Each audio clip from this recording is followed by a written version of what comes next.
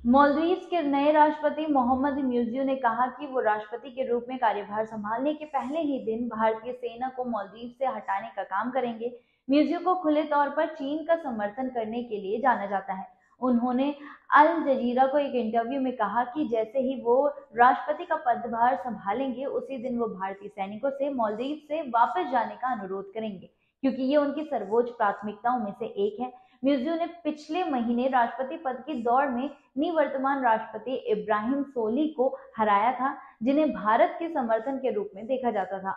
मालदीव के नवनिर्वाचित राष्ट्रपति मोहम्मद मुइज़्ज़ द्वीप समूह से भारतीय सेना को बाहर निकालने के लिए अपने चुनावी वादे पर अड़े हुए हैं, लेकिन उनका ये भी कहना है कि वो इस मुद्दे को राजनयिक तरीकों से हल करेंगे। मुइज़्ज़ अगले महीने औपचारिक रूप से राष्ट्रपति का पद संभालेंगे। उन्होंने कहा कि उन्हें उम्मीद है कि अगर संभव हो सका तो वे अपने राष्ट्रपति कार्यकाल के पहले सप्ताह में ही भारतीय सैनिकों की वापसी कराएंगे। मुइज़्ज़ ने कहा, मैं वास्तव में कुछ दिन पहले भारतीय उच्चायुक्त से मिला था और उस बैठक के दौरान ही मैंने कहा था कि हमें इस मुद्दे को अपनी सर्वोच्च प्राथमिकता बनाने की जरूरत है। उन्होंने इसे सकारात्मक रूप से लिया था और कहा था कि वे इस पर आगे बढ़ने का रास्ता खोजने के लिए हमारे साथ मिलकर काम करेंगे।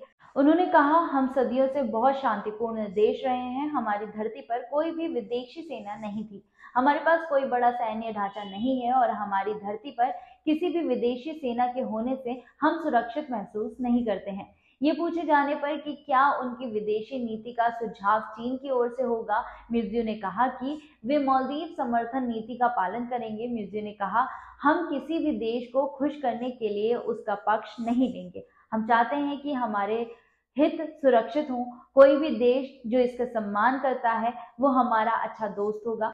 पिछले महीने मालदीव्स का राष्ट्रपति चुनाव जीतने वाले डॉक्टर मोहम्मद मुइज़्ज़ भारत से अपने सैनिकों को देश से बाहर निकालने के लिए कहने में कोई समय बर्बाद नहीं कर रहे हैं। नवनिर्वाचित राष्ट्रपति जो नवंबर के अंत में शपथ लेने वाले हैं, अपनी जीत के कुछ दिनों बाद भारतीय राजदूत से मुलाकात की और उन्हें बहुत स्पष्ट रूप से कहा कि यहाँ मौजूद प्रत्येक भारतीय सैनिक कर्मी को निकाला गया।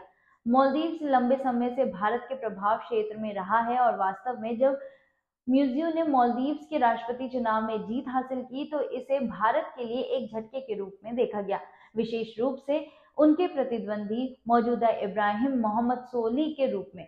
2018 में सत्ता संभालने के बाद से अपने देश को दिल्ली के करीब खींच लिया था।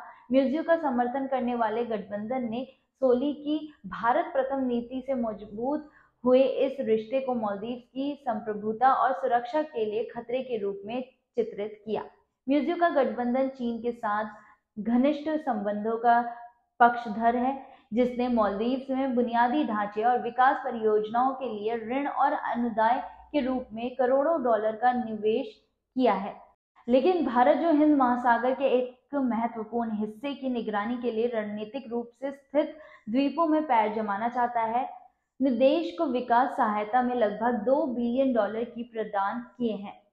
अगर उसके सैनिकों को जाने के लिए मजबूर किया गया तो ये दिल्ली के लिए एक झटका होगा।